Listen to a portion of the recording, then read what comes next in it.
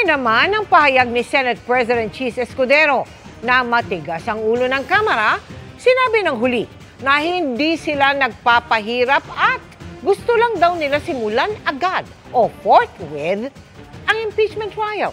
Nakatutok si Tina Panganiban Perez. Dalawang pleadings ang inihain ng House Prosecution Panel sa Senate Impeachment Court kanina. Una, ang submission ng kopya ng resolusyong inabrobahan ng Kamara para sertipikahang sumunod ang Articles of Impeachment laban kay Vice President Sara Duterte sa constitutional requirement na isang impeachment complaint lang ang pwedeng simulan laban sa isang impeachable official sa loob ng isang taon.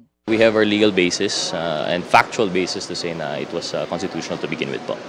Pangalawa, ang manifestation ng muling pagsusumite ng entry of appearance ng mga miyembro ng House Prosecution Panel. Because pinuna nila that when the entry of appearance was made, the impeachment court was not yet convened. So, nirefile namin para wala ng issue.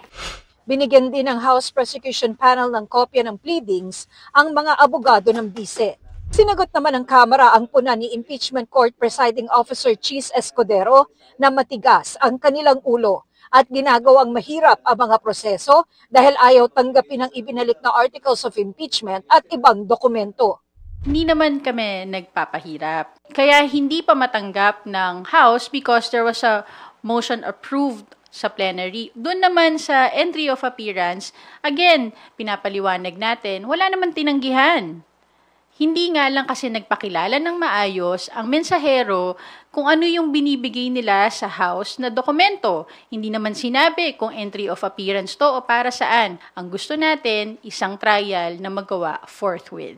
Para sa GMA Integrated News, Tina Panganiban Perez, nakatutok, 24 oras.